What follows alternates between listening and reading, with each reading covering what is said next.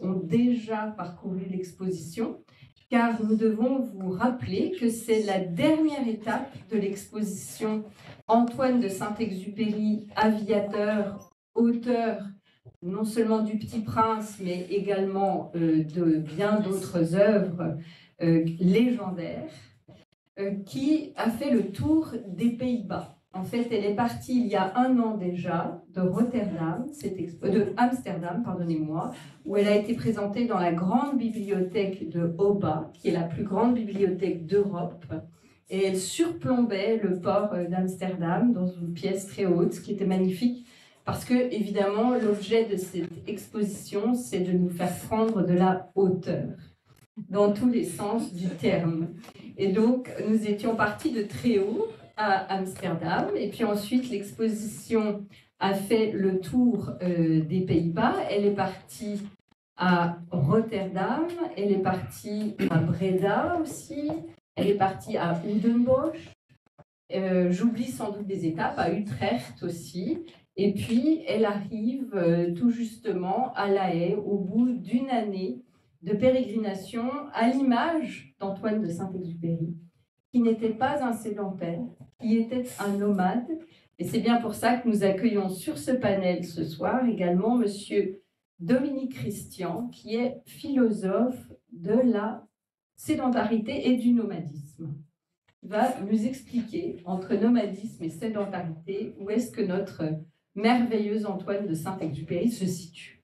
On va être là initié à une dimension de l'auteur philosophe aviateur ce soir supplémentaire. Et puis pour compléter notre panel, donc de l'aviateur au philosophe, nous voici arrivés à une dimension très humaniste d'Antoine de Saint-Exupéry grâce à notre cher Francis Massé, qui est un spécialiste, s'il en est, de l'organisation des êtres humains sur cette terre, aussi bien dans les institutions, dans les associations, dans les gouvernements, à l'échelle des États et des organisations internationales. Je vous présenterai chacun de nos intervenants plus en détail, mais là je voulais d'ores et déjà nommer chacun de nos merveilleux intervenants pour une soirée qui promet d'être passionnante. Je veux saluer dans la salle plusieurs personnalités qui nous font d'ores et déjà l'honneur de leur présence. Tout d'abord, je veux citer M. Cornelis de Cross, qui est président de l'Alliance française de Rotterdam, qui a accueilli l'antéprécédente étape de l'exposition de Cédric Fernandez. Je veux saluer aussi M. Mauro Boero, qui est ici, qui représente aussi parmi nous l'Office européen des brevets. C'est un grand honneur d'accueillir Mauro ce soir parce qu'il a fait quelque chose d'extraordinaire. Il a retrouvé les brevets qu'Antoine de Saint-Exupéry a déposés.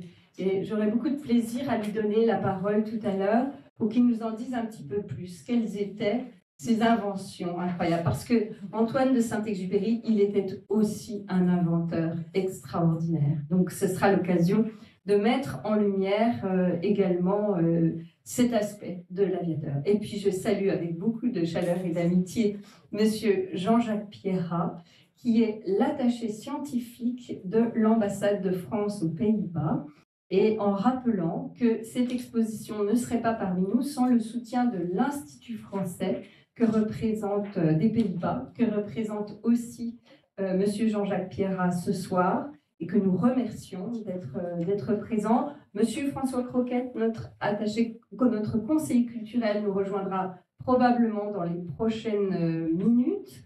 D'autres visages très familiers, beaucoup de membres de notre équipe à remercier aussi très sincèrement, qui sont beaucoup impliqués pour la réalisation de cette exposition. Je veux saluer avec beaucoup d'affection et d'amitié aussi Monsieur Lucas Lévien, directeur des cours de l'Alliance française de La Haye. Je veux saluer aussi Noémie Savary, qui est notre stagiaire en chef un peu de l'exposition depuis plusieurs semaines. Également Alexandra Viard-Fleitch, qui est à la manœuvre pour la retransmission audiovisuelle. Nous sommes sur un live sur YouTube, un live qui sera également retransmis sur le média d'information Opinion Internationale en France qui accompagne plusieurs événements de cette nature. Je remercie aussi très sincèrement Iliona Dubrovic, j'espère avoir prononcé ton nom correctement, qui vient de l'Académie de Nice aussi, en stage, en alternance à l'Alliance française de la haie. Donc un très très grand merci pour toutes ces contributions diverses et variées pour honorer Antoine de Saint-Exupéry en ce soir du 4 octobre 2024, qui est cette journée très symbolique où s'ouvre le sommet des chefs d'État francophones à Villers-Cotterêts. Donc une synchronicité absolument étonnante, car s'il existe un ambassadeur de la francophonie dans le monde, c'est tout de même Antoine de Saint-Exupéry, qui est quand même l'auteur de l'ouvrage Le Petit Prince, qui est derrière moi, qui a été d'ailleurs apporté en plusieurs langues, dont le néerlandais, par l'éditeur d'Antoine de Saint-Exupéry aux Pays-Bas.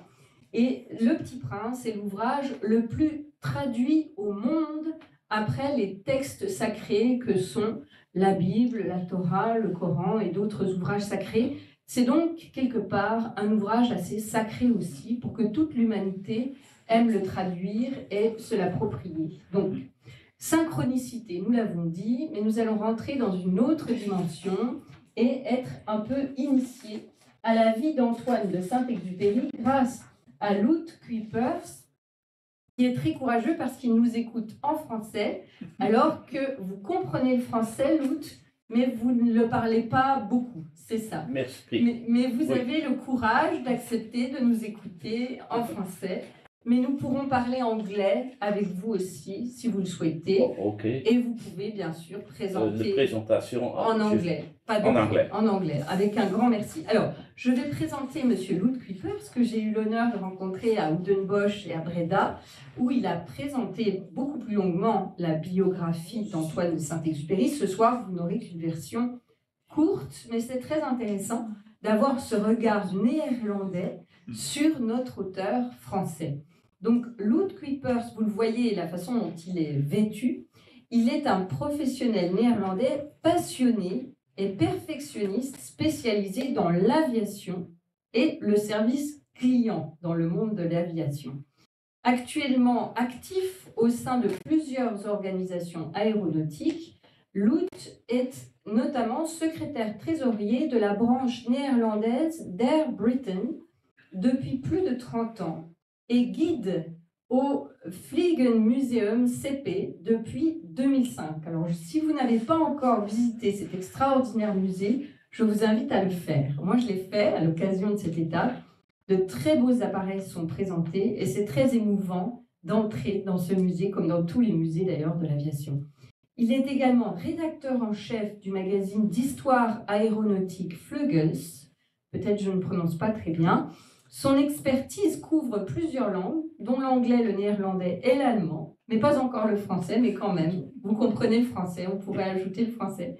Et Loot est impliqué dans des projets historiques liés à l'aviation, tels que la récupération d'un P-38 au Groenland. C'est tout à fait extraordinaire. Alors, nous voilà partis sur les ailes des avions grâce à Loot pour une présentation de Antoine de Saint-Exupéry. Merci, cher Loot.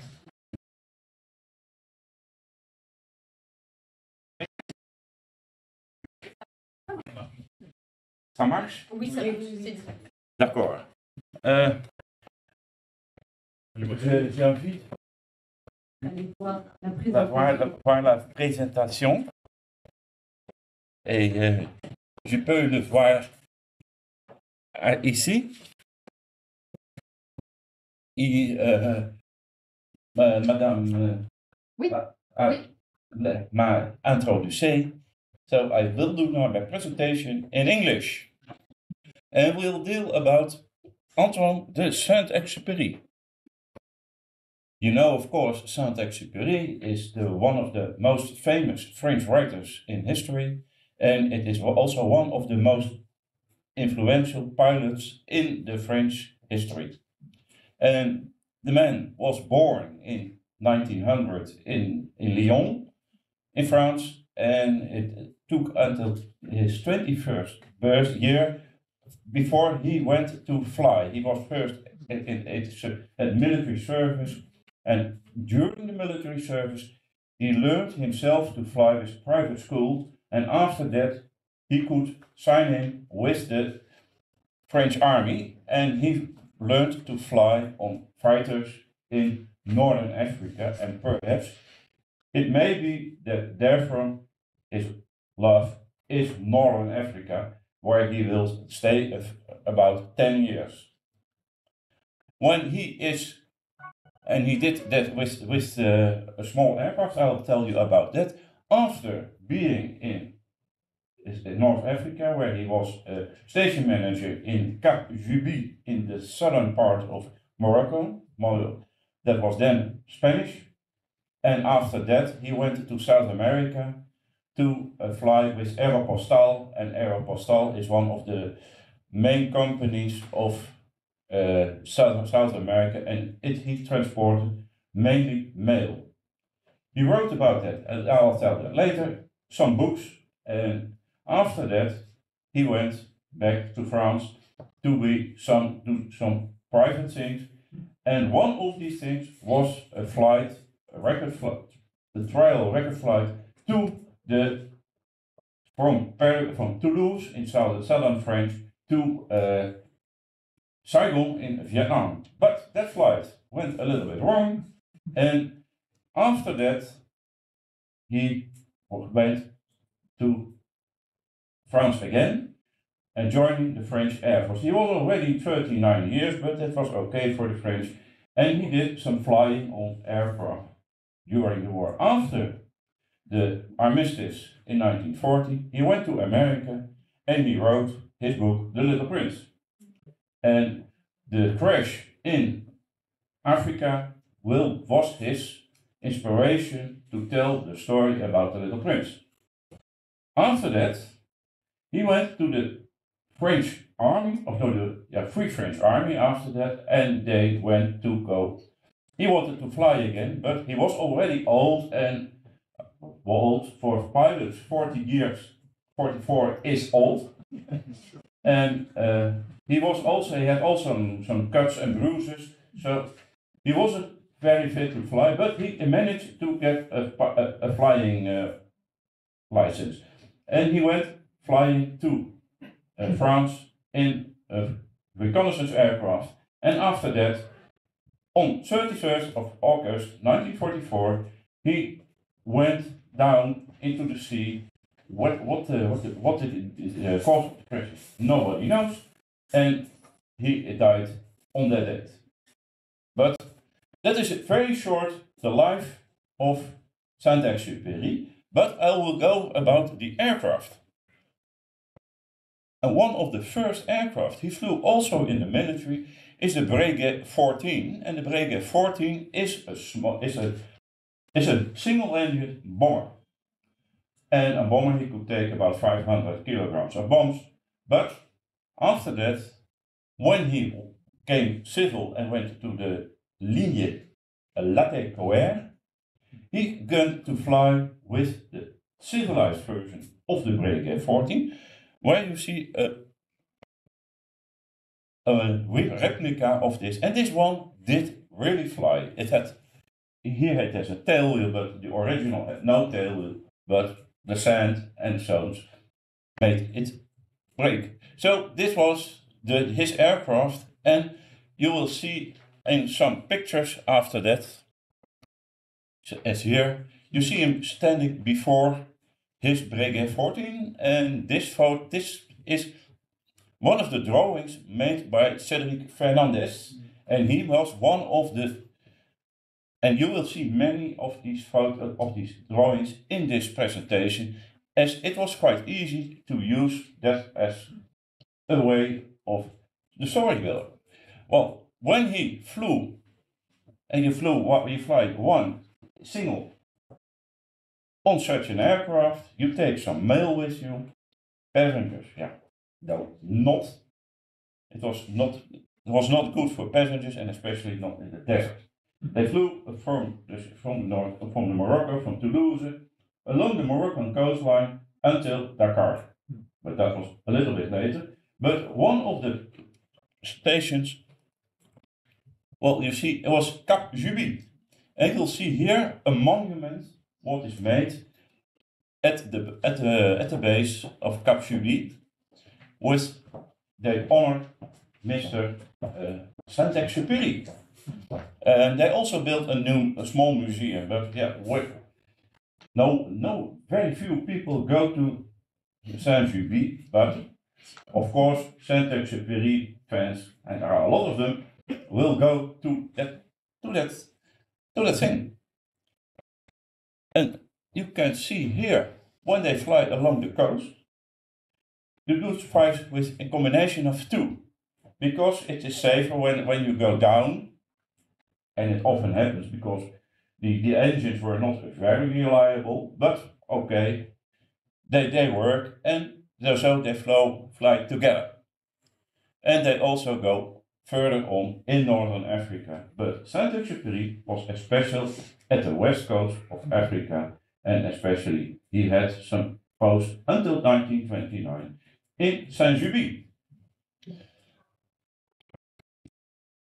And after the Breguet 14, it is a little bit difficult to see, the French Latécoère Airlines flew their own developed aircraft. In this case, the Latécoère 17. It's a transport plane, especially for mail, but you can also take 4 or 5 passengers with you in an enclosed cabin, and you hadn't that in the Breguet. So it was a little bit more advanced, and it had also a good range, about 900 kilometers. And after that, they went, you see here, such a Latécoère flying above the desert. That's also a drawing of Mr. Fernandez. Well, I'll go further on. And you see here the same aircraft, but a little bit more advanced, the Latécoère 25, went to the Argentine Aeroposta. And Aeroposta is the Argentine mail company of South America. And they flew from 1927 until the late 30s, and they went independent too deep in South America until the far south, Rio Gallegos, and also across the Andes, which is a very high mountain range, and they used some special aircraft for it, which I will show you later. Of the Latécoère 25 has been only one example, and as far as I know, this is the only Latécoère aircraft in existence, original. There have been built some replicas from other aircraft, Breguet 14, and especially to build a Latécoère replica. And one of these replicas has come to Lelystad and will not be a Latécoère, but a Northern, because it was a Northman. So they changed the aircraft from Northman to Latécoère. And it's the same type of aircraft, only this one is much older. And you see here some aircraft in production of the Aeropostale. They have lots, about 100 or more of these mail planes. That is the French Aeropostale. Aeropostale was the successor of Ligne Latécoère. From 1927, it went to the Aeropostale, and the Aeropostale went also to South America. And you'll see here the circumstances of the Latécoère 25 during mail flights in South America. And it's not a modern infrastructure, just a grass strip and a wooden shed. That was all of it. More they did not do. And you see, completely in the middle of nowhere, but on certain way, they still used it for the mail. But because the mountain range in the Andes is very high, Aeropost Aeropostale used the Poté 25 of 25 general purpose aircraft. This was developed as a bomber reconnaissance aircraft, but because of its high ceiling, it went also to Aeropostale for the higher flights. And one of these aircraft, this is a replica of the aircraft where one of the French pilots, Guillemin, I think, was crashed in the Andes, and this plane was used to retrieve him. Well, this one has been built, is in the Musée de l'Air. You can also see the structure of the aircraft with wooden wings, a wooden structure, and covered with fabric. And it has a powerful 600 horsepower Hispanos Visa engine. Well, Lateco Air develops a more advanced aircraft where you can take 6 or 8 passengers with you, and this also is much better than the 17. It has more power, about 600 horsepower, so it flies down there, and ook Mr. Saint-Exupéry flew this one. And Mr. Fernandez showed this picture where it goes over the deep south in Argentina. Went to Rio Gallegos, that is near in the deep south of Argentina, just north of Vuurland. So that is very, very, very south. And it could be very cold down there. So all the weather down there is very unpredictable. So, and in this period, he wrote his book, Night Flight, of Vol de Nuit, all about his adventures with Aeropostale. Well, you see it again, high peaks, variable weather conditions, and 7,000 meters, the highest mountain. And the pass is about 3,000 to 4,000 meters. So you have to fly rather high. Well, you see another one, and I told about his night flight, and you see here about a picture somewhere in South America with a simple runway with some wooden shapes as a hangar. Well, now I leave past a little time because until he left Argentina, South America in 1931, and he did some odd jobs between 1931 and 1935. He had money enough to buy a small aircraft where you can see here an example in the Musée de l'Air in Paris. And he took his registration, was FANRY.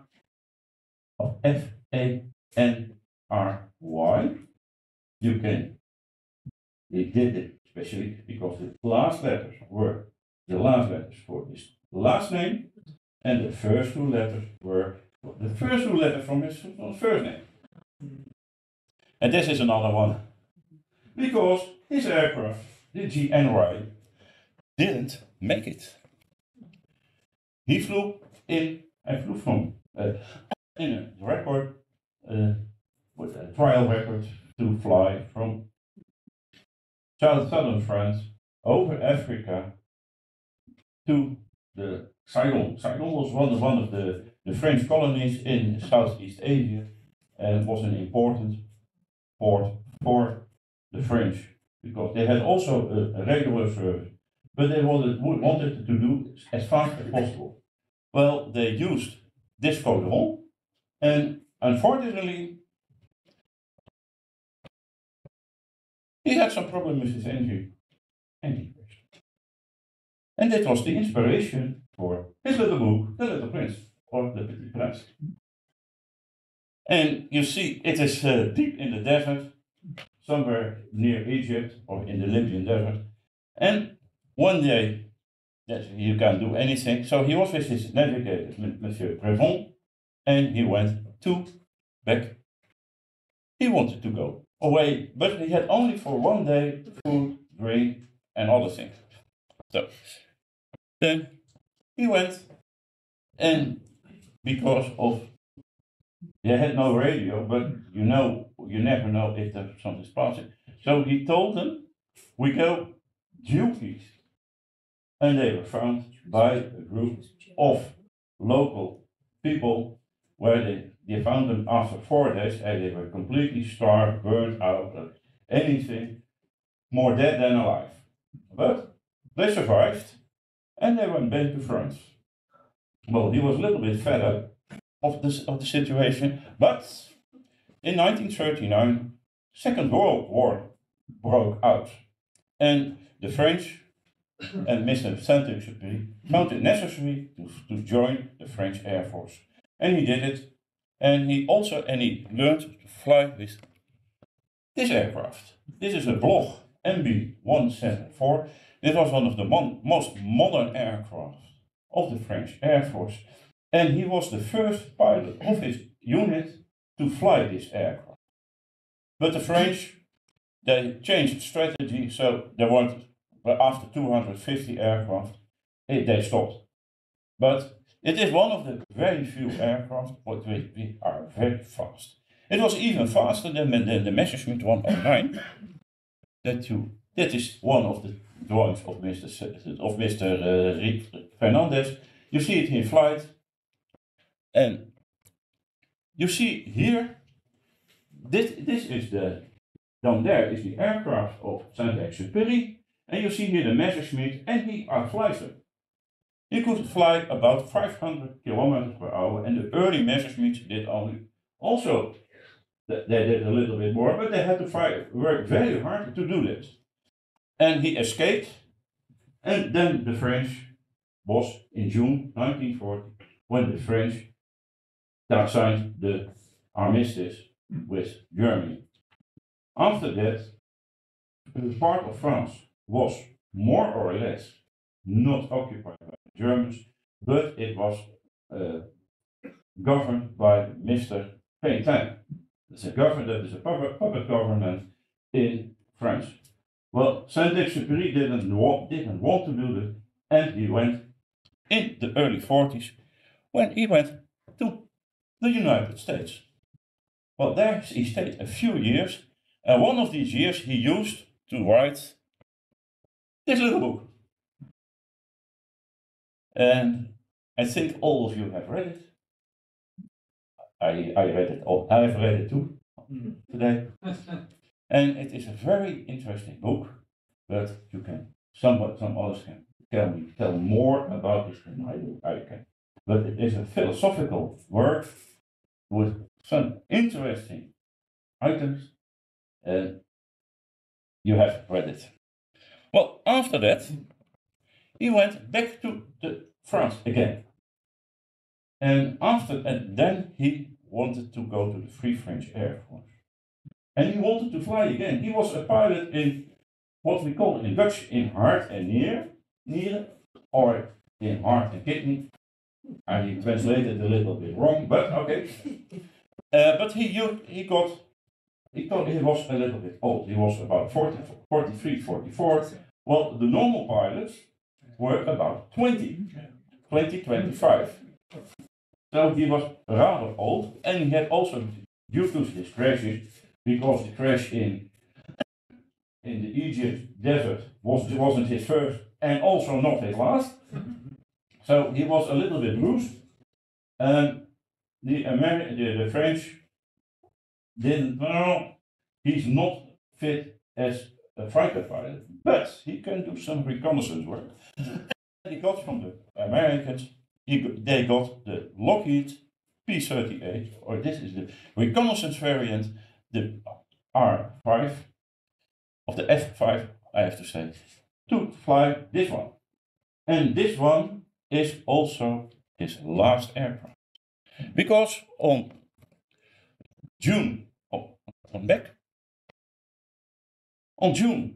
August 31, 1944, He left Corsica to go for a reconnaissance mission of the south of France. But it went down. And some people say it was shot down, but other people say he did it himself. And there is a lot of controversy. They didn't find him, his body, they didn't find. His aircraft, after many years, about 35 years, they found his aircraft at the bottom of the sea. You see here a picture of it. And after that, yes, it was a little bit sad. But what they found from the plane is a lot of it. And they found a bracelet of him with his name.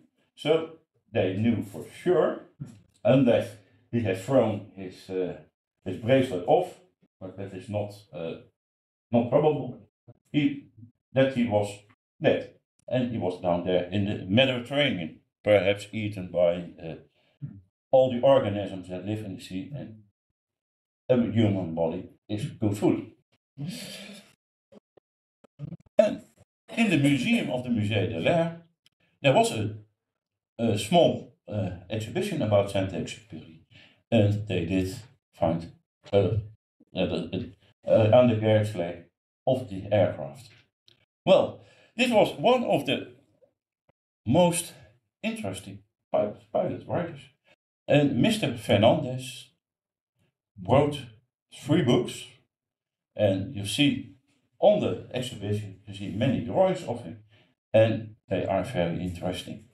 Saint-Exupéry, you see at the moment still as items of advertisement, like a few months ago, there was the Saint-Exupéry from Renault. I don't have any auto, I don't have any shares of it. And hiermee would I ask, have you any questions?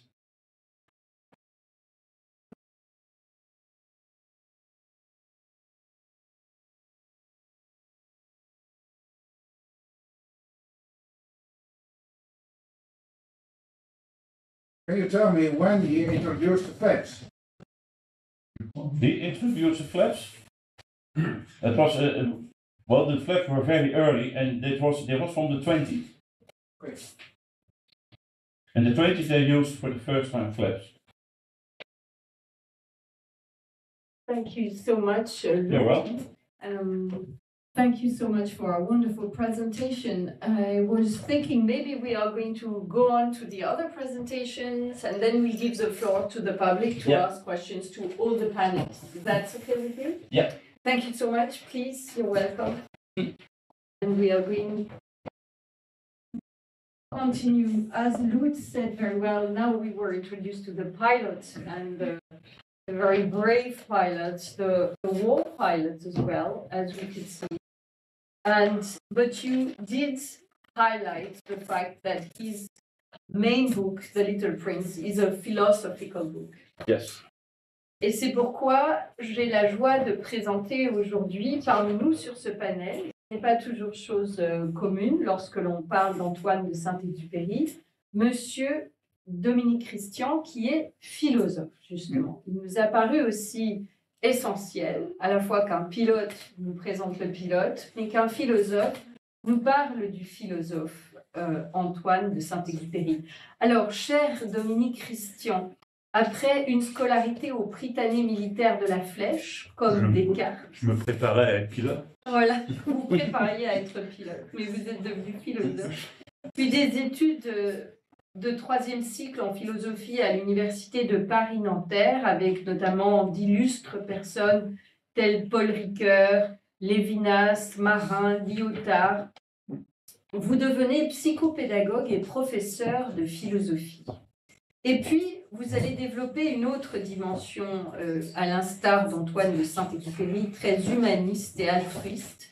Vous allez créer, à l'aide en particulier de l'Abbé Pierre, le premier foyer en France de post-cure pour toxicomanes en France, que vous allez diriger pendant bien des années. C'est là, vous voyez que la philosophie mène à tout. et elle mène à l'engagement humaniste et vous en êtes une incarnation comme Antoine de Saint-Exupéry. Parallèlement, vous avez entrepris une recherche au Cordès sur l'évolution des marginalités sociales avec Alain Touraine. Après de nouvelles études universitaires pour un doctorat en sciences de la communication, vous vous engagez dans le monde de l'entreprise et vous devenez directeur de recherche à ce que l'on appelle aujourd'hui HEC Executive, à l'époque le CRC. Puis, vous créez une structure de conseil que vous animez pendant une trentaine d'années en menant des actions de changement et de programmes de professionnalisation d'équipes dirigeantes, notamment pour les comptes de Total, EDF-GDF, Orange, la Caisse des dépôts, le groupe des caisses d'épargne. C'est donc une vision très holistique de la société que votre parcours philosophique vous ouvre, vous autorise.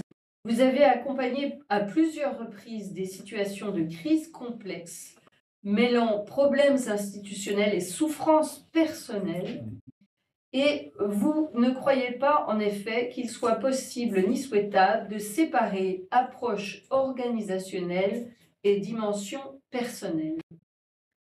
Et bien là, vous retrouvez bien cette dimension d'Antoine de Saint-Exupéry, l'humaniste, personnaliste, on peut dire, absolument. Vous avez co-animé la communauté pour l'innovation de Renault, une très grande entreprise française, bien sûr, et des dispositifs de sensibilisation stratégique chez Orange. Vous accompagnez aujourd'hui le service d'innovation de rupture chez L'Oréal et vous avez publié de très nombreux ouvrages, plus d'une vingtaine, et vous partagez également beaucoup de publications sur LinkedIn, des posts de philosophie suivis par des milliers de lecteurs, et vous développez aussi Unreal Engine, un programme d'analyse narrative. Donc la philosophie vous mène très loin dans la vie contemporaine et nous avons hâte de vous entendre, cher Dominique Christian, pour nous évoquer justement en quoi Antoine de Saint-Exupéry lui-même, le philosophe aviateur, a-t-il déjà une perception de cette dimension technologique à l'aune des enjeux de ce qu'on appelle aujourd'hui le développement durable. Merci. Merci. Oui, j'ai pris des notes parce que je vais parfois loin, et donc pour pas aller trop loin, j'ai circonscrit mon propos.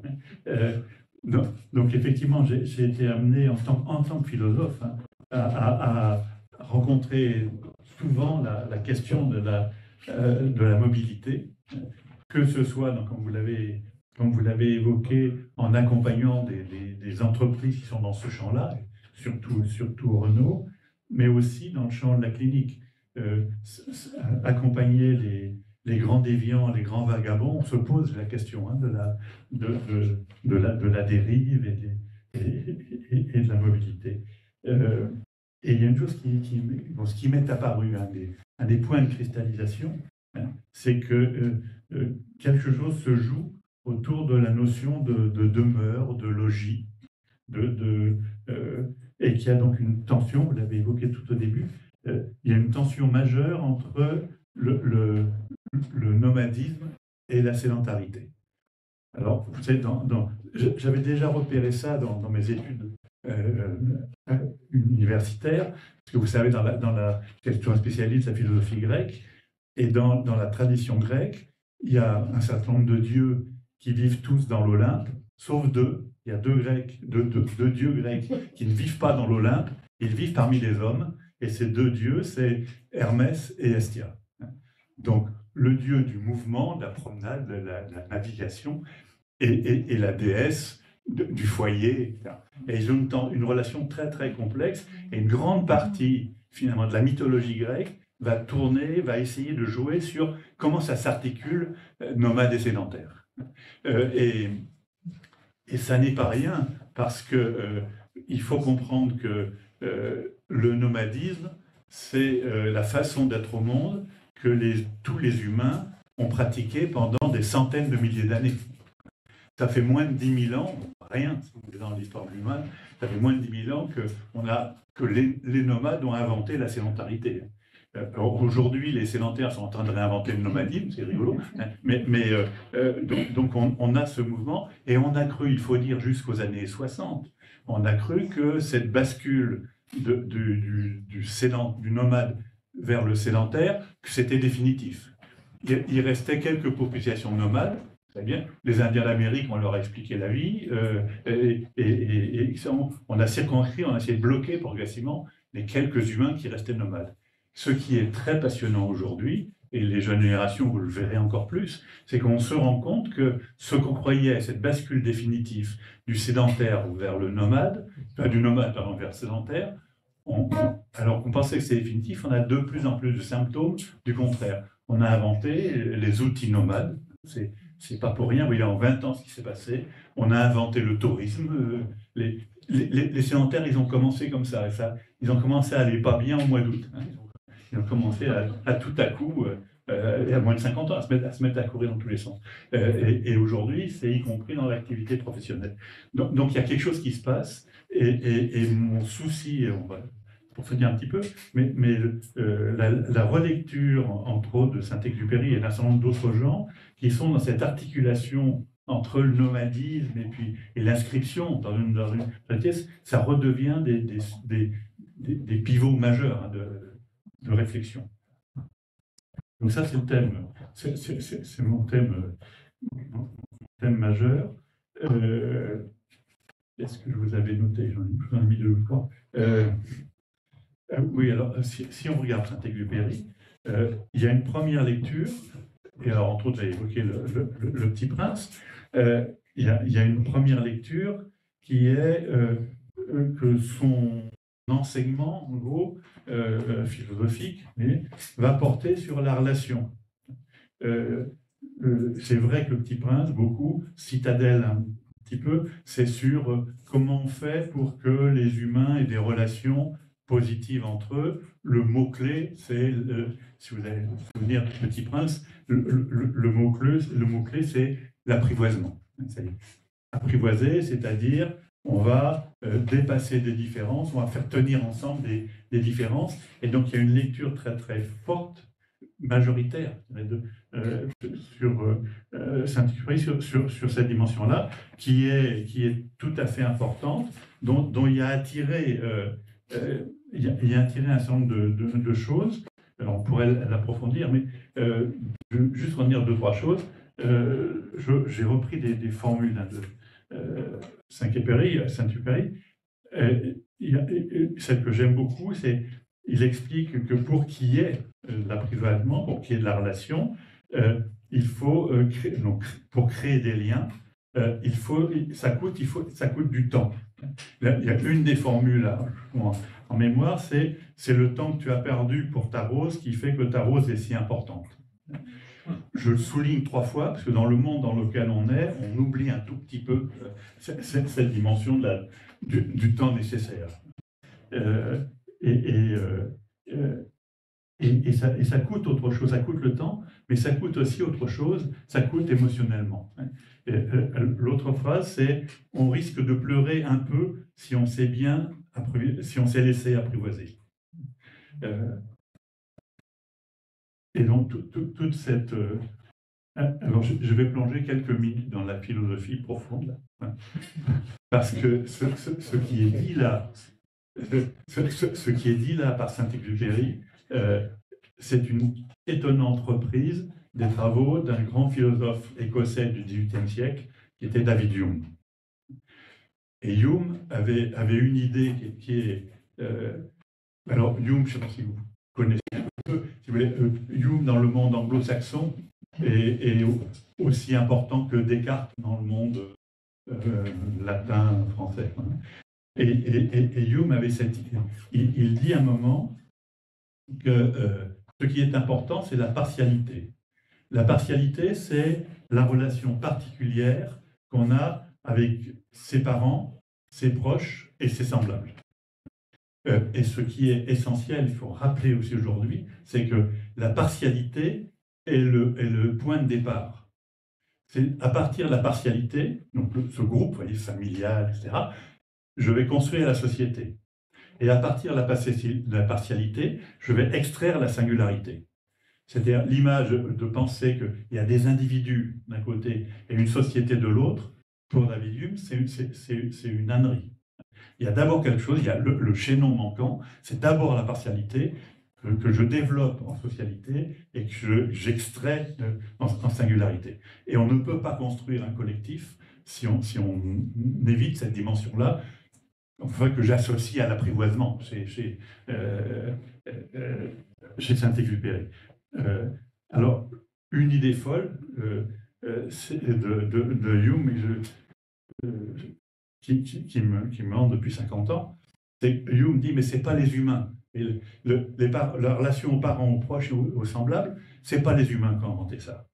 Ce n'est pas les animaux. Ceux qui ont inventé ça, c'est les idées que vous avez dans la tête.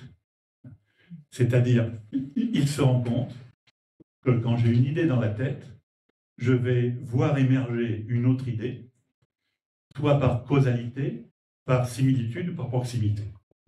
Je prends l'exemple, j'ai l'idée de la table. Je pense à une table, à quoi je vais penser après? La première chose à laquelle je vais penser, c'est à la causalité de la table, c'est-à-dire le bois qu'il compose, l'ébéniste qui la fabrique, etc. Et là, il y a un ensemble de notions qui se précipitent derrière la table. Mais la table, ça me fait penser aussi au tabouret, c'est-à-dire à ce qui est en proximité. Et puis la table, ça me fait penser aussi au plateau géographique, etc. Et donc à chaque fois dans ma tête, je vais avoir, à partir d'une simple idée, je vais avoir comme ça une efflorescence d'idées par ces trois relations. Et il dit, les humains se sont mis à copier leurs idées. Et on a inventé l'humanité, on a inventé les relations humaines à partir de cette dimension-là. Alors, je vous conseille de le refaire. Je l'ai fait, honnêtement, j'ai un peu oublié. Je l'ai fait sur Citadel, et je l'ai fait sur Pessoa, sur un certain nombre d'auteurs, sur Montaigne, de prendre un bout de texte et de regarder dans un texte comment les idées s'enchaînent. Et quels sont les thèmes majeurs. Alors, de mon souvenir, mais je passe les 50 ans, j'ai un peu oublié, chez Saint-Exupéry, c'était les notions de causalité les plus fortes. Mais je n'en dis pas plus. Mais ça vaut, en tout cas, quand vous lisez un texte, vous pouvez prendre du recul et regarder quels sont les liens de causalité entre les mots, entre les idées qui se succèdent. Et ça vous donne une autre relation. Je vais abréger. Ça, c'est la dimension principale donc de la relation qu'il y a chez Saint-Exupéry. Mais il y a une autre idée qui me semble très très forte chez Saint-Exupéry, qui évoque un tout petit moment dans le Petit Prince, où il dit, alors la formule est exacte, je ne sais plus, c'est dans les déserts, il y a toujours un puits. C'est-à-dire l'idée qui n'est pas une question de relation, mais une question de finalité. Et ça, je vais finir avec la référence à un de mes anciens maîtres, donc qui était Ricoeur, pour comprendre. Et pourquoi je l'évoque, c'est parce que pour comprendre qu'est-ce que c'est que le moral, qu'est-ce que c'est que l'éthique. Et on pense, quand on lit Saint-Exupéry, on a bien l'intuition qu'il y a quelque chose de moral qui se passe. Ça parle de leçons, ça parle de façon de vivre, etc. Et Ricoeur donne une petite clé en disant, pour qu'il y ait une action morale, il faut qu'il y ait trois pôles. Il faut qu'il y ait je, tu et il. Il faut qu'il y ait je, c'est-à-dire s'il n'y a pas de liberté, s'il n'y a pas de choix du sujet, s'il n'y a pas de sujet, il n'y a pas de morale. Si je suis complètement contraint dans mes activités, on ne va pas me poser la question est-ce que c'est moral ou pas. Je fais ce que je suis contraint de faire. Et donc le premier pôle, c'est je. Il faut que j'ai la liberté de choisir et de faire ce que je veux. Mais vous connaissez le terrible proverbe, ma liberté s'arrête où commence celle d'autrui. Ça, c'est ignoble. Ma liberté commence où commence celle d'autrui. Je ne suis pas libre tout seul, je suis forcément en interaction, et donc c'est ce que Ricoeur appelle le pôle du tu.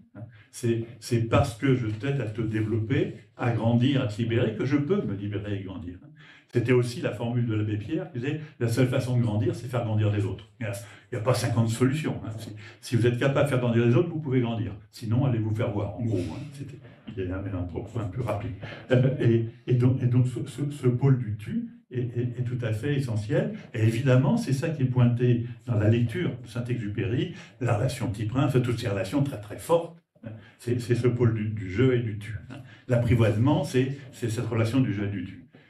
Mais, dit Ricoeur, il y a un troisième pôle, qui est le pôle du il. Et le pôle du il, c'est le plus grand que soi. Parce que si j'ai simplement je et tu, une bande de coquins peuvent se mettre d'accord. Ce n'est pas moral pour autant. Pour que ce soit moral, il faut qu'il y ait un intérêt qui dépasse les intérêts de chacun des protagonistes. Et le pôle du il, c'est ça que je trouve intéressant chez Saint-Exupéry, c'est ce moment-là, où il y a très clairement une autre intention qui dépasse les intérêts réciproques des protagonistes. Voilà, écoutez, fin du prêche. Merci.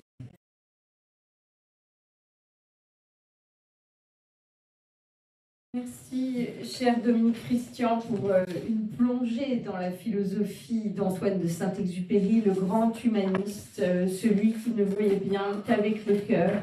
Merci pour ces clés de compréhension d'une philosophie si éternelle. Nous avons pris déjà beaucoup de hauteur grâce à vous, cher Dominique Christian.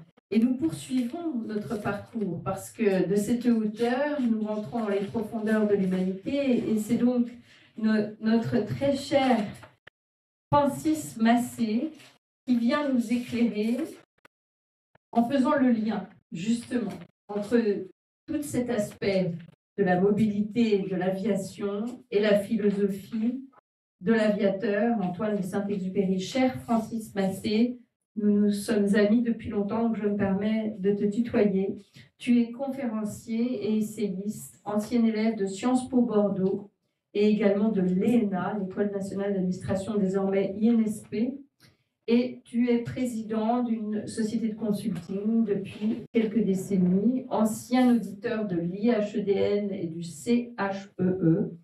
Tu enseignes aujourd'hui le management et la conduite de la transformation dans diverses écoles ou institutions, dont l'INSP, justement, IGS, ESAM, HEIP, beaucoup d'acronymes, mais ce sont de grandes écoles.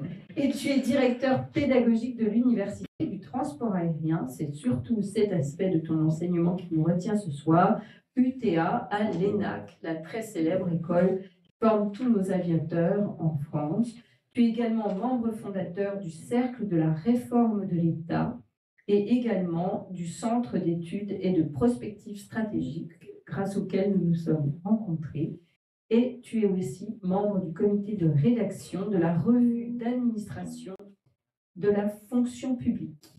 Merci à toi, mon cher Francis, de nous apporter ta lecture de l'actualité d'Antoine de Saint-Exupéry dans ce paysage actuellement assez bouleversé du transport aérien. Merci, bonjour à tous, bonsoir. Merci Hélène de ton invitation. Merci à l'Alliance française de l'AE de nous accueillir, de m'accueillir en particulier. Je vais m'inscrire complètement dans ce qui a été dit précédemment. Et notamment par rapport à ce que nous a dit Lotte en premier, effectivement le 31 juillet 1944, Antoine de Saint-Exupéry a été abattu et il se trouve que le pilote de chasse allemand qui l'a abattu, quelques années plus tard, s'est révélé être l'un de ses lecteurs, Horst Ripper. Et il a dit dans la presse, notamment dans le cadre de Jacques Pradel et Luc Van Rel, si j'avais su, je n'aurais pas tiré sur lui. Alors, pourquoi je commence par là? D'abord, ça fait le lien avec ce que vous nous avez dit, et en plus parce que ça veut dire que quelque part, à travers ce propos à la fois terrible, tragique et noble, eh bien, on voit bien que toutes les valeurs que nous a rappelées Dominique Christian sont finalement les plus indépassables et les plus importants. Alors, les valeurs du Petit Prince, moi j'ai un peu intitulé, enfin plutôt mon fil directeur de ce soir, c'est inspiré du Petit Prince, une formation professionnelle qui fait d'irruption la logotique. J'ai porté le livre ici, je le laisserai à la bibliothèque, avec d'autres livres que j'ai pas venu pour présenter mes livres, mais pour faire le lien avec cette magnifique exposition que j'ai visitée ce matin et cet après-midi. Dans le personnage du renard, je dis quelques citations, après je ne vais pas le lire en texte, mais il y a, je crois que tu as fait allusion, Dominique, l'essentiel est invisible pour les yeux, on ne voit bien qu'avec le cœur. Donc il y a des messages effectivement de tolérance, d'amour et de respect. Et puis moi, il y a une chose qui m'a animé depuis très très jeune, c'est je suis responsable de ma rose. Et effectivement, la responsabilité aujourd'hui, tu l'as dit Hélène, est d'autant plus cruciale aujourd'hui que dans un monde éperdu, on est au-dessus d'un volcan, et je pense qu'effectivement la responsabilité avec les autres ne peut que conduire à une meilleure compréhension absolument obligatoire. Il se trouve que je n'ai pas commencé par lire Le Petit Prince, j'ai commencé par l'écouter avec la voix extraordinaire de Gérard Philippe. Et donc, cette écoute, la parole, je dirais la civilisation orale, elle est importante.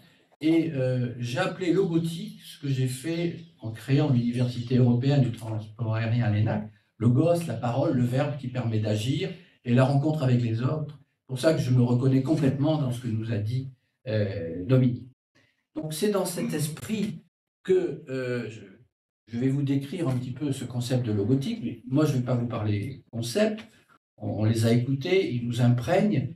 Et je vais vous parler du management. Et d'ailleurs, c'est un lien de rencontre avec Dominique. Il est parti de la philosophie pour aller au management. Et je m'imprègne cette philosophie pour aller dans le management et dans la gouvernance. Comment on passe à l'acte? Comment on bouge les lignes? J'ai l'habitude de dire qu'on ne transforme pas les organisations. C'est quoi une organisation? On fait évoluer les femmes et les hommes qui travaillent dans l'organisation. Et je me suis dit, je suis parti de cette idée assez simple, parce que vous verrez, en fait, les choses sont assez simples en fait, à formuler. La difficulté, si je suis Plotin, le difficile, c'est le chemin. La difficulté, c'est effectivement de faire en sorte que les choses marchent. Je ne veux pas abuser des citations, mais je suis très frappé aussi par la citation du sculpteur roumain Brancusi. Il est plus difficile de se mettre en situation de faire les choses que de vraiment les faire. Et c'est vrai que comment on peut bouger les lignes et faire bouger ces acteurs. Et j'avais, par la chance, à travers mes différents livres, j'étais aussi en situation, un laboratoire réel, de pouvoir tenter l'aventure en créant cette université européenne du transport aérien. L'idée, vous allez voir, est extraordinairement simple. C'est de mettre ensemble des femmes et des hommes. À ce stade, j'ai visé les hauts potentiels, le top du middle management, de toutes les entreprises d'un même écosystème, à savoir la filière économique du transport aérien, de la construction aéronautique. L'idée n'est pas extraordinairement... Voilà, on met ensemble les gens. On fait en sorte que chaque promotion comprenne, en gros, un nombre à peu près équivalent issu de chaque partie prenante de l'écosystème. Alors par là, je vise les avionneurs, les motoristes, la supply chain aéronautique, les aéroports, les compagnies aériennes, l'assistance en escale et évidemment la DGAC en France, Eurocontrol en Europe, le VASA, et puis les équivalents dans les autres pays. On a appliqué la théorie économique du cycle du produit, on a commencé 7 promotions en France, et cette année c'est la 8e promotion, elle est toute en anglais. C'est pour faire pénitence que ce soit en anglais que je livre mes livres en français à toute magnifique bibliothèque. Mais on ne pouvait pas faire autrement, on peut parler en anglais d'ailleurs, sinon... et donc, ça fonctionne bien. Je m'aperçois que, en fait, il se trouve que, comment dire ça, on est même dans le transport aérien, l'Europe hyper fragmentée. Et donc, comment on défragmente? Il ne s'agit pas, moi je ne suis pas un politicien et qui veut absolument faire une Europe fédérale, encore que personnellement j'y crois, mais il y a des nations, il y a des cultures nationales, et donc il faut les garder, les préserver, elles sont riches, mais il faut faire en sorte que les gens s'unissent, fédèrent, fassent alliance, c'est le bon mot ici, pour agir en commun. Moi j'ai été très frappé par cette idée de Daniel Soulez-Larivière, qui est un grand avocat pénaliste, et qui me disait, il a été intervenant à UTA, l'Université européenne du transport aérien, qui me disait que l'OACI, c'était une grande organisation internationale, l'Organisation internationale de l'aviation civile, parce qu'au fond, ça permettait à tous les pays de parler un langage commun sur un sujet, l'avion, l'aviation. Et moi, ça rapprochait les peuples et les civilisations. Donc, moi, d'où je parle, je suis, Hélène l'a dit, un ancien manager public. Ça fait quelques années, pas des dizaines d'années, que j'ai créé ma petite entreprise de consultants, du conseil, d'ingénierie pédagogique. Et aujourd'hui, je suis engagé dans la transmission. Et cette transmission, je la fais notamment, je fais des cours, etc., sur les enjeux actuels de l'écosystème du transport aérien. Vous les connaissez comme moi, la décarbonation, la digitalisation, aujourd'hui aussi l'amélioration du service client, il y a de quoi faire, et puis voilà, unir, fédérer les choses. Les gens s'aperçoivent de plus en plus qu'ils ne peuvent pas continuer à travailler en silo, ne serait-ce que pour la seule décarbonation, le problème du SAF, etc. Donc, comment faire? Donc, on met, après je vais vous parler un peu ingénierie, je reviendrai sur les concepts, mais en gros, on met en place une promotion de 35 personnes maximum, très exigeante, 6 modules, tu me dis pour le temps, 6 modules de 4 jours et demi. Donc ça fait, on distrait ces gens-là, qui sont quand même des gens très occupés, pendant 27 jours dans une année civile de mars à décembre. On a fait la preuve du concept, on est à la 8e promotion et ça marche, et on est en train de bien réussir la première promotion européenne, puisqu'il y a un tiers de femmes, 20% d'Européens non français. Cette année, on a 2 Allemands, une Espagnole, un Roumain, un Britannique et une Polonaise. Donc, on fait en sorte de leur faire un parcours à 360 degrés de toutes les thématiques. Je ne vais pas vous les décrire. Je peux vous envoyer le programme, c'est ce qui intéresse, mais enfin, toutes les thématiques qui concernent la safety, l'expérience client, tous les business models des différents stakeholders de l'écosystème, les avionneurs, etc. Et puis, on touche à tout. Pour transformer une filière économique, vous voyez, par exemple, aujourd'hui, enfin en 2024, ça fait à peu près 60-65 personnes de la DGAC, la Direction Générale de l'Aviation Civile en France. Ils auront, comment dire, des gens, des fonctionnaires de la DGAC qui seront allés au-devant de leurs homologues dans les autres, dans l'industrie. Ça vous change l'horizon, ça vous change la mentalité, ça vous change l'intelligence collective. Et ça rejoint cette formidable citation d'Antoine de Saint-Exupéry.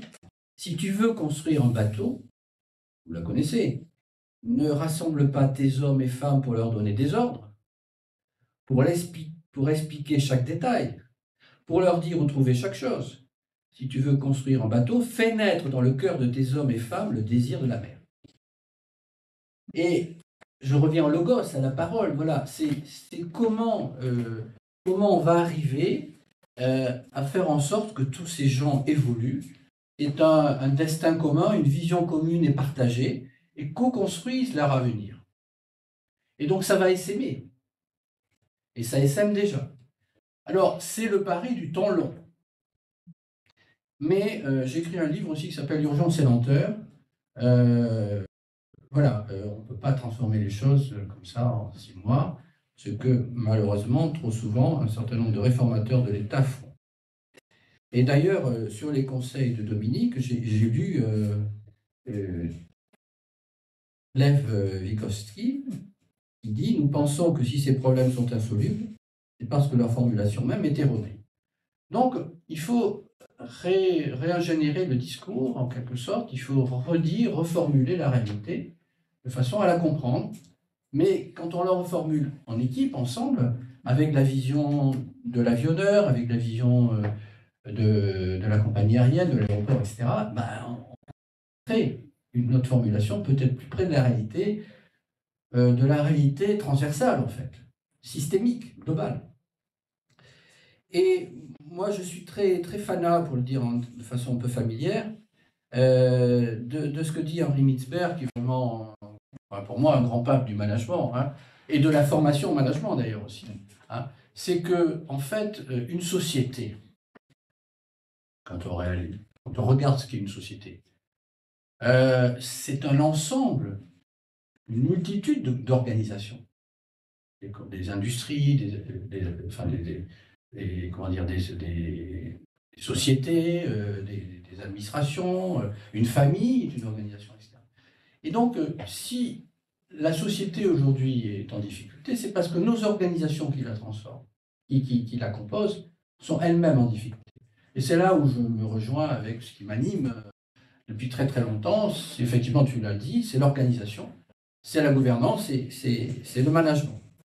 Et on a parlé tout à l'heure, ensemble, il y a François Chang qui m'inspire aussi, c'est-à-dire les 3 acceptions du sens, du mot sens, qui sont les mêmes dans la langue chinoise, c'est-à-dire la direction, la signification et aussi l'appropriation par les acteurs. Et donc, pour que les acteurs s'approprient l'avenir de leur propre écosystème, et que cet écosystème soit non seulement en capacité d'innover, en se mettant en rapport avec d'autres écosystèmes, aujourd'hui, et c'est vital pour lui, l'écosystème du transport aérien est mort s'il ne coopère pas avec l'écosystème de l'énergie. Et puis, il y a cette notion d'écosystème au sens d'écosystème transformant, et c'est là où, à mon avis, il y a encore beaucoup de travail chez nos acteurs aériens, c'est qu'il faut que ces systèmes soient transformants, c'est-à-dire qu'ils ne disent pas, comme trop de GAFAM, voilà la solution et voilà la société que je veux.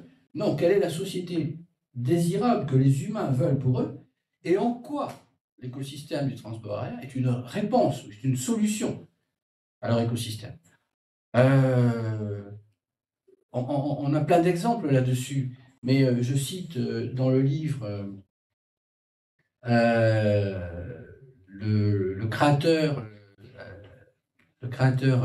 américain des voitures, j'ai un trou de mémoire sur son nom, Ford, qui disait si j'avais écouté les gens, c'est aussi cette formule, j'aurais construit des chevaux plus rapides.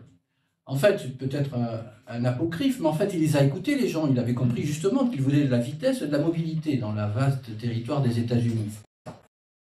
Mais lui, en tant qu'ingénieur, il a écouté la demande et il a créé la voiture.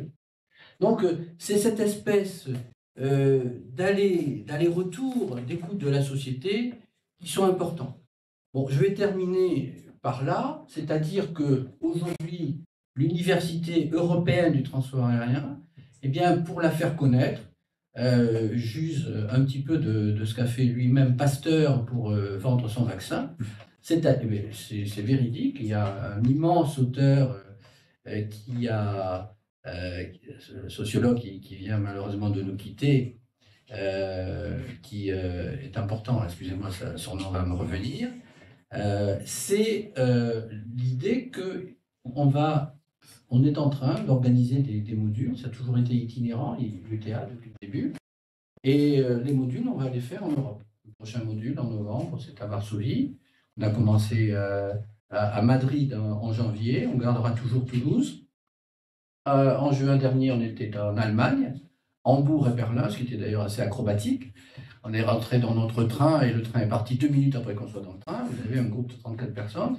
Mais bon, voilà. Et on va certainement en Grande-Bretagne l'année prochaine et ailleurs. Voilà ce que je voulais vous dire. Donc, je pense qu'à travers des métiers, de toutes les industries, on peut faire ça, on peut appliquer la logotique dans le monde de la santé, dans le monde du tourisme, dans le monde culturel, etc. On peut créer des alliances entre les hommes et les femmes qui travaillent dans un même écosystème, les fédérer, et puis après, c'est eux qui se prennent en liberté. On n'impose pas une doctrine, on crée le cadre pour qu'il y ait cette dialectique, cette créativité, cette intelligence collective, et je terminerai par là. L'intelligence collective, ce n'est pas qu'une compréhension mutuelle, c'est aussi savoir agir ensemble, concrètement, opérationnellement. Voilà, merci beaucoup.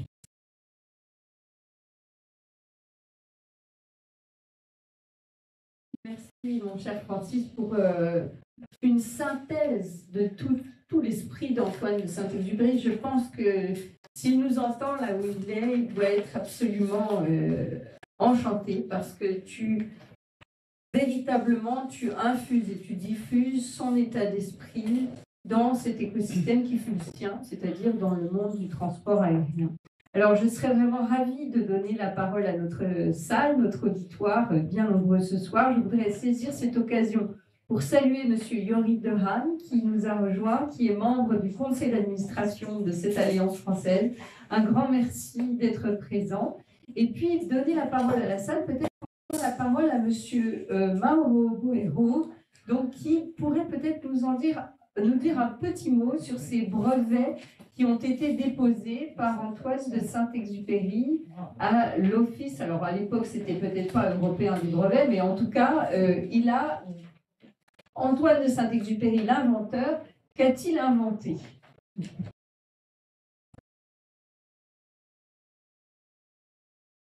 Bonsoir à tous, c'est vraiment un plaisir d'être ici.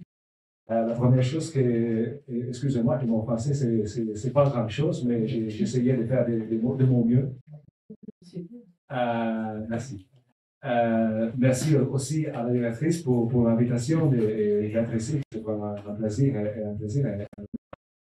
Alors, je vous dis un peu ce qui s'est passé. Hier, j'ai eu le plaisir de rencontrer la directrice. Et pendant notre conversation, j'ai écouté qu'Antoine de Saint-Exupéry était aussi inventeur. Alors, ce matin, j'étais en train de travailler. Et bon, c'est peut-être la discussion a stimulé ma curiosité, bien sûr. Alors, on a des bases de données. Je travaille à l'Office européen de brevets, ici à Rijswijk, juste à côté de la Haye. Et alors, on a des bases de données énormes avec tous les brevets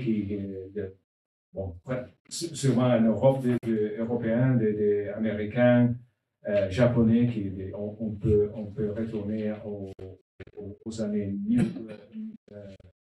1890 et encore trouver des demandes de brevets.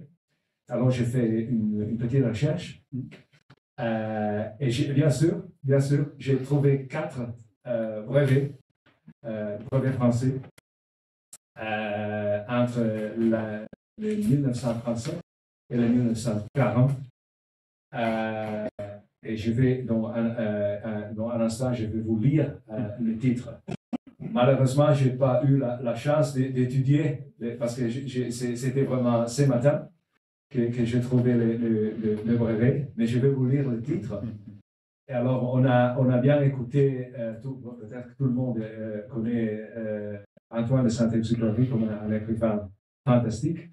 Mais on a aussi découvert, peut-être quelqu'un, j'avais un peu entendu qu'il était aussi pilote d'avion, mais aussi il a des aspects qui touchent la philosophie, toutes les choses qu'on a eu le plaisir d'écouter ce soir ici. Mais il est bien sûr aussi, il était aussi inventeur. Et alors, l'organisation, c'est vraiment italienne, mais c'est pas grand chose. Mais un instant que je vais vous, c'était un plaisir de lire pour vous les titres des 4 demandes de brevet. Hein? Alors.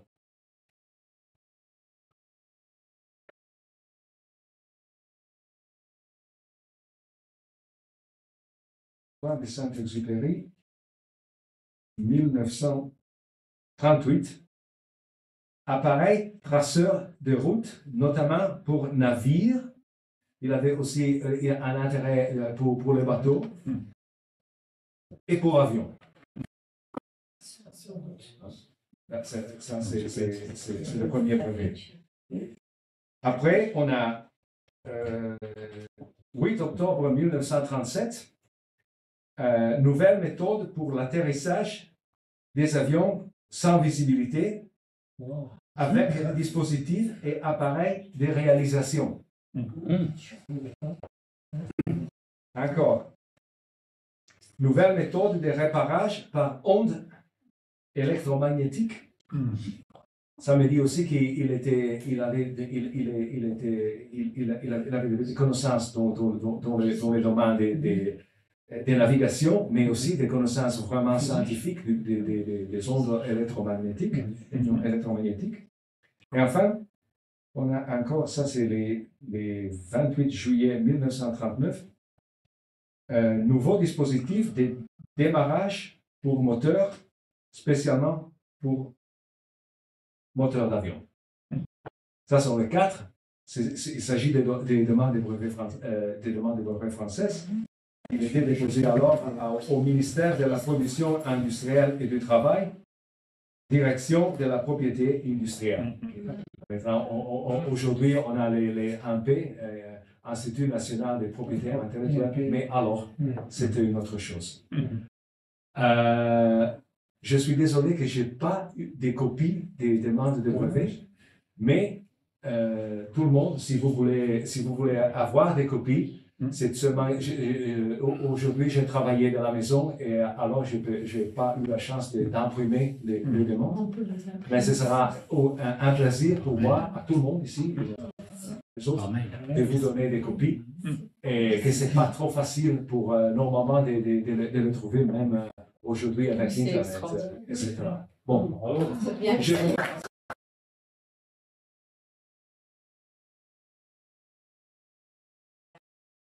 Merci beaucoup, cher Mauro. C'est effectivement très émouvant d'entendre quels étaient les objets de ces créations, quels ont été ces brevets déposés. C'est très, très émouvant. Lorsque vous m'avez envoyé ce matin les facsimilés, les originaux de ces brevets, je les ai immédiatement communiqués à la famille d'Antoine de Saint-Exupéry et ils en étaient très émus. Donc, un très, très grand merci pour cela. Et je saisis cette occasion pour saluer M. Patrick Gribet, qui est président de la table française de la Société de Vic, qui nous a rejoints et qui souhaite prendre la parole. Juste en poser une question à Mauro et à toi aussi, Hélène. Tu as transmis donc ces facsimilés des brevets à la famille et à la fondation. Est-ce qu'ils étaient au courant de tout ça? Bien sûr. Oui, ils sont au courant. Oui. Je vais peut-être reprendre le micro parce qu'on a perdu notre deuxième micro, malheureusement. Je veux répondre parce que notre conversation est enregistrée pour nos amis sur Internet. Donc, effectivement, la famille d'Antoine de Saint-Exupéry, M. Olivier Daguet, qui est président de la succession d'Antoine de Saint-Exupéry, ainsi que tous les autres héritiers de la famille, connaissent effectivement tout à fait l'existence de ces brevets et le fait qu'effectivement, il était un inventeur considérable. Cela étant dit, c'était très émouvant pour eux de savoir qu'à l'Office européen des brevets, on pouvait immédiatement trouver, alors je ne sais pas à quel point immédiatement, peut-être que Mauro a fait une longue recherche très compliquée, mais en tout cas, on a pu accéder et voir son nom comme cela sur ces documents, c'est particulièrement bouleversant. Et puis, je tiens à dire, et ça c'est l'expérience de la marraine de la Fondation Antoine de Saint-Exupéry que je suis depuis quelques années, maintenant depuis 2012, c'est toujours tellement émouvant de ressentir la présence d'Antoine de Saint-Exupéry aujourd'hui. Parce que c'est une âme tellement grande, profonde, vous l'avez compris. Je m'adresse en particulier aux jeunes personnes qui sont dans cette salle. C'est un être tellement d'aujourd'hui et de demain. Il est vraiment extraordinaire et chaque fois qu'on l'évoque, on est un peu bouleversé par cette existence qui a su tellement embrasser, résumer l'essence humaine dans ce qu'elle a à la fois de plus éternel et de plus actuel. Hein. Vraiment, c'est extraordinaire cette connaissance déjà à la pointe de la technologie de son temps, qui finalement rejoint la pointe de la technologie de notre temps, mais une techné, c'est-à-dire une technologie qui, loin de déshumaniser l'homme, au contraire, vient augmenter l'homme, mais d'un supplément d'âme et d'une profondeur de cœur dont l'humanité a tant besoin. Ce puits dans le désert qu'évoquait tout de suite Dominique Christian, c'est ce cœur dont l'humanité a tant besoin de retrouver. Et donc, j'ai été tellement heureuse d'avoir nos amis qui sont quelque part des spécialistes de ce cœur et de cette âme humaine, vu des ailes du ciel aussi à travers les aviateurs, parce que la communauté des aviateurs, cette fois-ci je vais donner la parole à monsieur Jean-Jacques Pierrat, qui est notre attaché scientifique, mais qui est aussi un aviateur. La communauté des aviateurs développe aussi un humanisme qui est très particulier. Peut-être que Jean-Jacques, aujourd'hui, Jean-Jacques, tu travailles aussi sur beaucoup de programmes ici aux Pays-Bas pour développer l'aviation durable. Il y a cette université de Delft de l'aviation toute proche ici de La Haye et qui réalise des prouesses pour entraîner l'aviation dans une dimension qui soit bénéfique à la planète. On a remis sur notre table les objectifs du développement durable des Nations Unies qui nous habitent. Ce sont des objectifs que l'on veut atteindre et nul doute qu'Antoine de Saint-Exupéry voulait les atteindre, lui qui voulait protéger la planète et justement prendre soin de l'humanité. Qu'est-ce qu'aujourd'hui, cher Jean-Jacques, peut-être tu peux nous éclairer, qu'est-ce qu'aujourd'hui la communauté des aviateurs ici aux Pays-Bas envisage, propose à l'humanité en matière d'aviation durable? Cette question. Merci Hélène. Donc, je suis Jean-Jacques Pierrat, attaché de coopération scientifique universitaire. C'est vrai qu'on a développé des programmes justement pour voir alors, ce que la communauté ici aux Pays-Bas développe, mais aussi ce que deux pays qui ont quand même une histoire partagée, hein, et dans le domaine de l'aviation, partage plusieurs choses avec les Pays-Bas, mais on partage une compagnie aérienne, hein, Air France-KLM, le groupe Air France-KLM, quand même partagé. Et je voulais juste revenir en arrière parce qu'en fait, l'expérience de pilote et le fait d'être pilote privé est vraiment pour moi quelque chose d'assez formateur. Ça a été pour moi quelque chose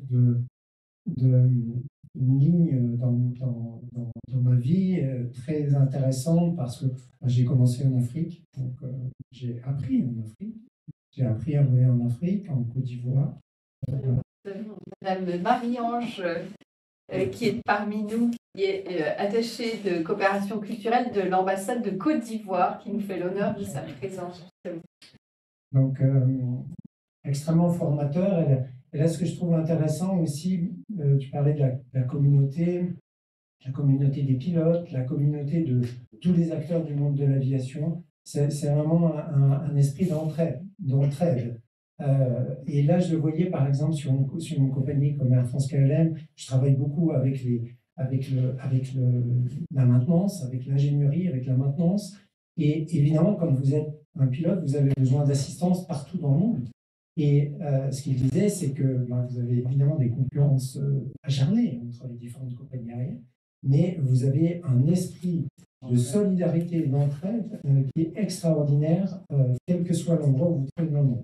C'est-à-dire qu'une compagnie va aider une autre s'il y a un problème, quel que soit l'endroit. Et là, on le voyait bien aussi parce que c'est l'autre qui a présenté également le fait que les pilotes, à cette époque-là, se déplaçaient rarement seuls. Il y avait besoin d'être deux. Il y avait besoin d'être deux parce que les moteurs n'avaient pas la fiabilité des moteurs d'aujourd'hui. Et donc, en panne, on le voit bien, hein, il y a un autre avion qui est au ciel.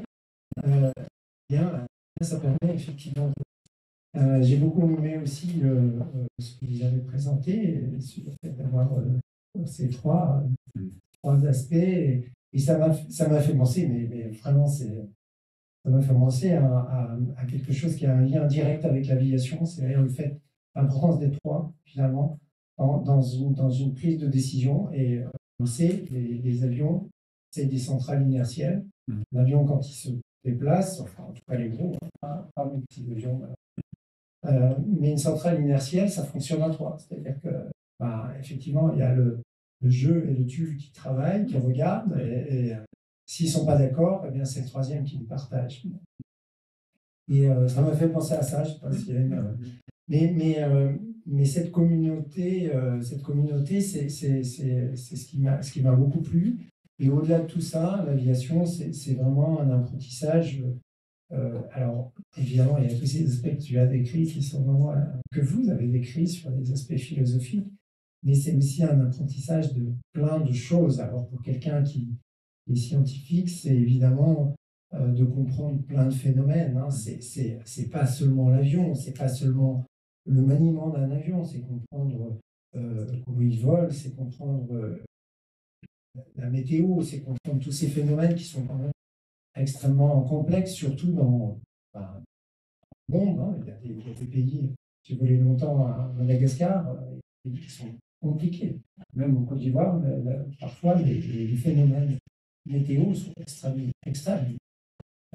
Donc c'est toute cette compréhension de ces phénomènes qui m'ont passionné et qui ont apporté vraiment un plus par rapport à ce que je fais. Donc, juste pour revenir sur la relation franco-néerlandaise dans ce domaine-là, évidemment, c'est évidemment savoir comment le monde de la recherche et de la science peut apporter sa contribution à cet enjeu, qui est un enjeu planétaire. Effectivement, on a maintenant des objectifs qui sont extrêmement clairs fixés par la Commission européenne. On a 2050 avec un zéro émission pour 2050 pour des avions.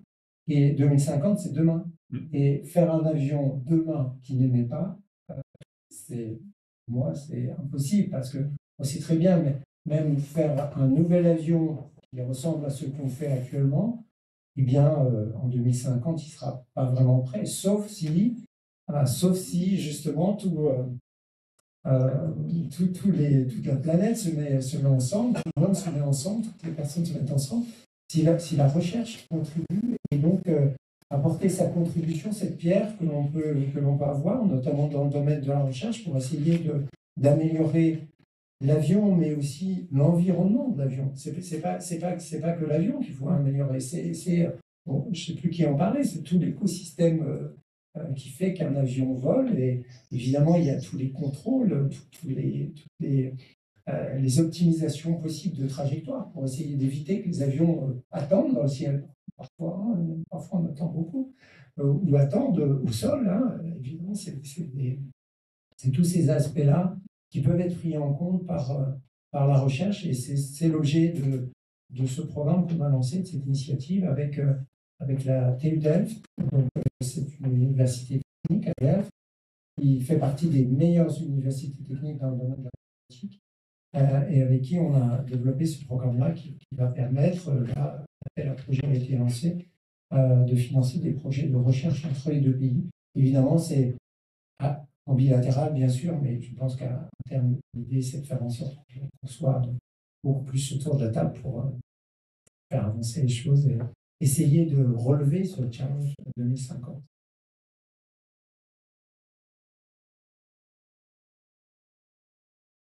Merci beaucoup, cher Jean-Jacques, pour ces perspectives qui enchanteraient le cœur d'Antoine de Saint-Exupéry. C'est bien sûr et certain.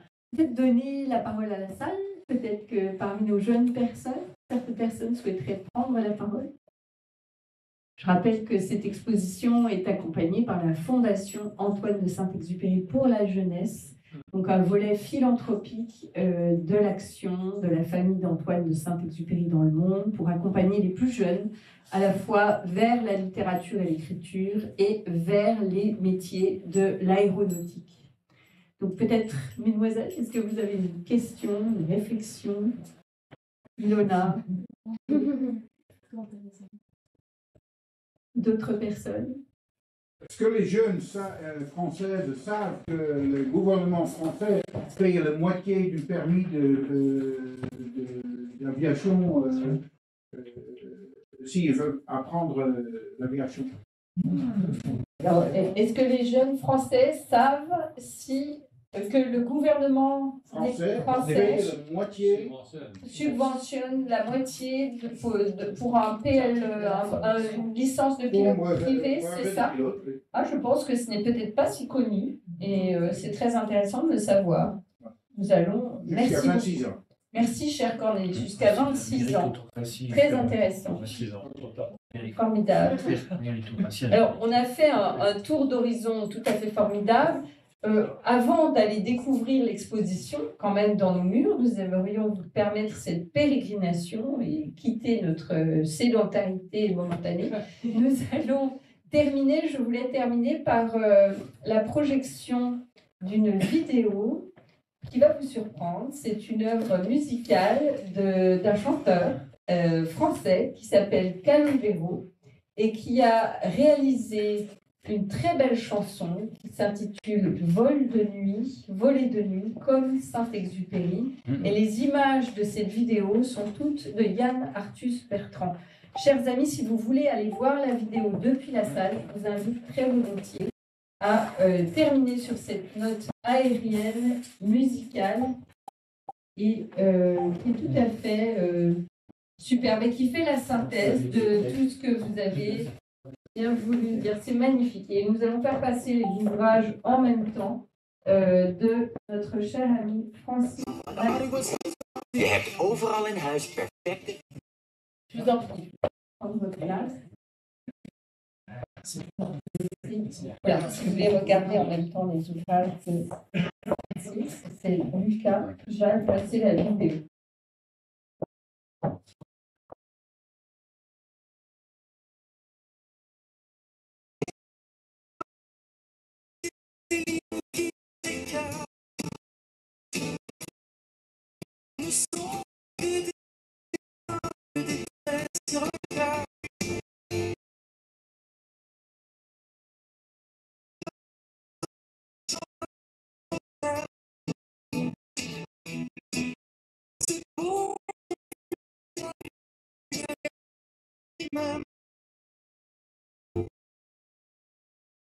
Pense à ça, ciel civil, on va éclater des guerres civiles.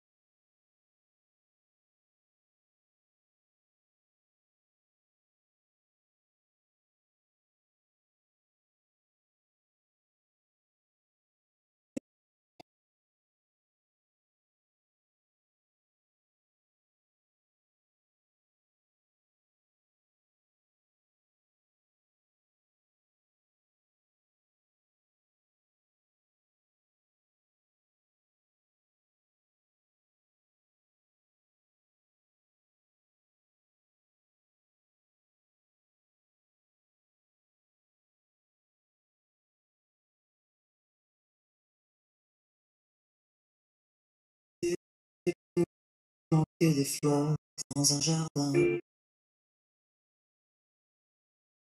Certains soirs, il me semble entendre dans le cockpit comme une entre les parasites. Une chanson qui dit s'il vous plaît, moi là.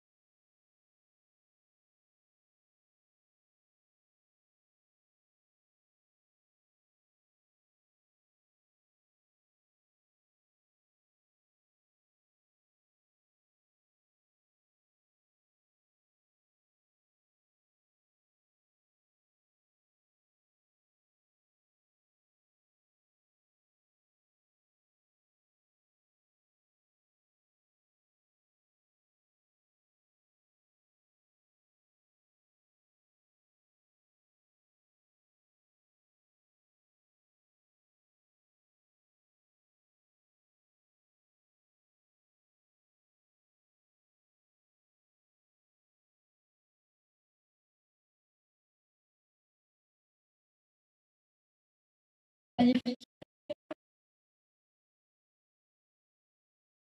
Voilà, merci encore à nos merveilleux invités, Lout Kuipers, Francis Masté, Dominique Christian. Merci à toutes et à tous de nous avoir fait l'honneur de vos présences. Nous vous invitons maintenant à donc je le disais, une itinérance dans l'Alliance française de La Haye pour découvrir ces 24 chefs-d'œuvre de Cédric Fernandez qui sont tous en vente. Si vous souhaitez les acquérir en grand format ou en petit format, c'est chose possible. Ce sont sans doute de très beaux cadeaux de Noël pour les passionnés d'aviation, mais pas seulement. Et puis la joie pour nous d'échanger autour d'un verre de l'amitié. Vous êtes tous les très bienvenus.